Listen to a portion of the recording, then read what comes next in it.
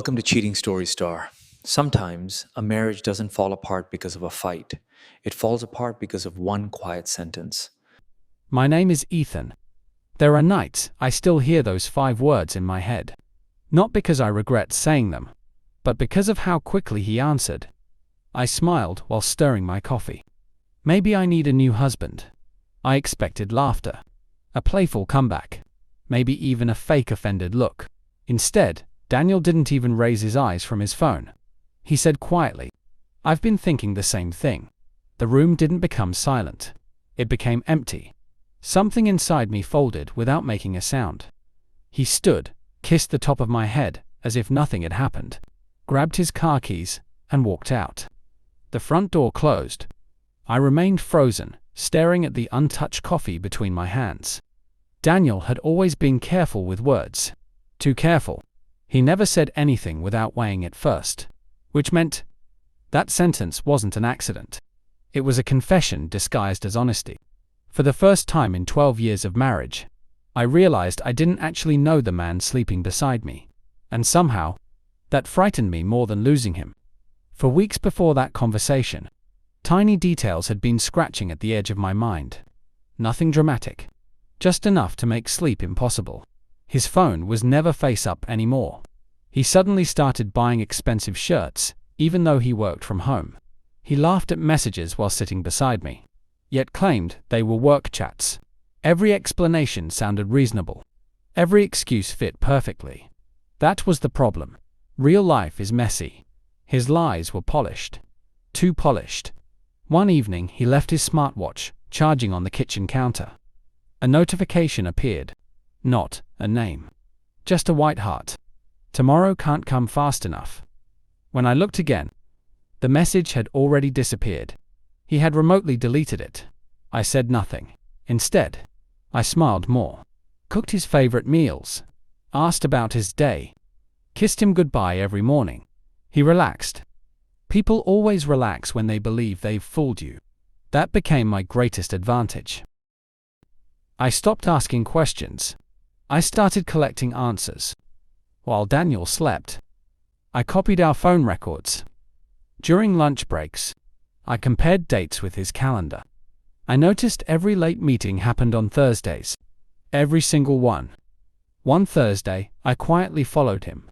He didn't go to the office. He drove 40 minutes outside town, to a quiet neighborhood.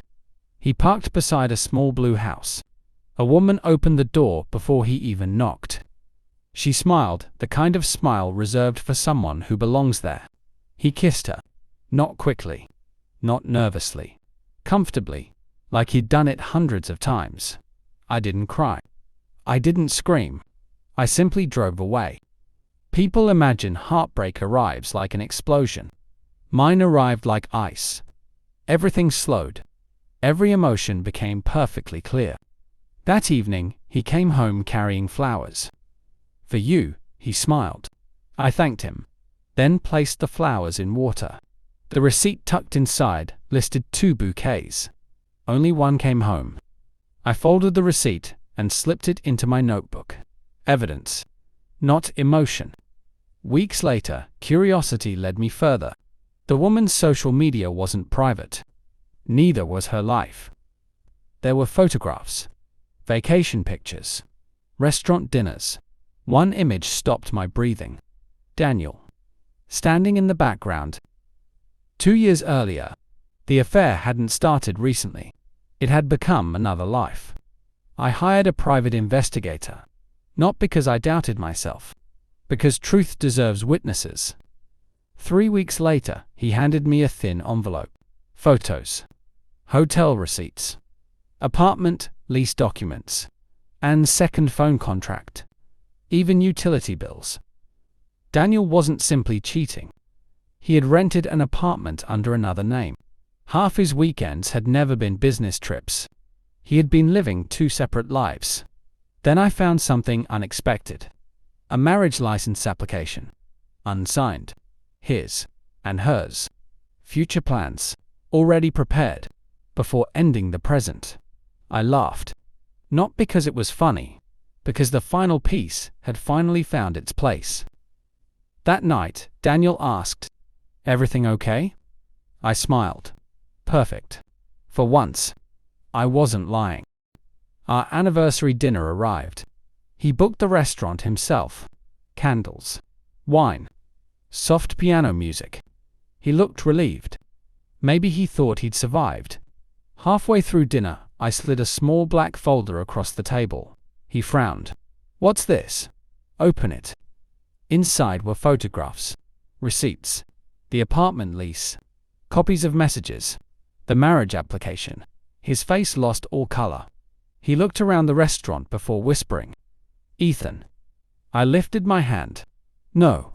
Silence. Heavy. Sharp. Beautiful. He finally whispered, "I can explain. I know. I made mistakes. I know. It wasn't serious." I pushed one photograph closer, the one where he was choosing wedding rings. His hands began shaking. Mine never did. The divorce papers were waiting inside the final pocket. Already signed. Already witnessed. I didn't ask him to choose. He already had. Months ago. I smiled that morning. I told him quietly. When I joked about needing a new husband, his eyes filled with panic. "I didn't mean..." "I know exactly what you meant." For the first time since we'd met, Daniel looked small, not guilty, defeated. Because lies only survive while someone believes them. I stood, placed my wedding ring beside his untouched dessert, then leaned close enough for only him to hear. "You spent 2 years building another life. I spent 2 months making sure it collapsed." I walked away before he answered. Some endings don't deserve applause. Only footsteps fading into silence. People ask whether revenge brought peace. They're asking the wrong question. Peace came the moment I stopped begging reality to become something kinder. The man I loved never disappeared. He simply never existed. I had loved a performance. A carefully rehearsed character. Knowing that hurt. But uncertainty hurts longer. Now, when I remember that quiet morning over coffee, I no longer hear my own joke. I only remember his reply. It didn't break me. It revealed him. And once someone reveals exactly who they are, believing them becomes the easiest thing in the world. I never found a new husband. I found something infinitely more valuable. The version of myself that no longer mistakes silence for loyalty. And that man, he can never betray me again.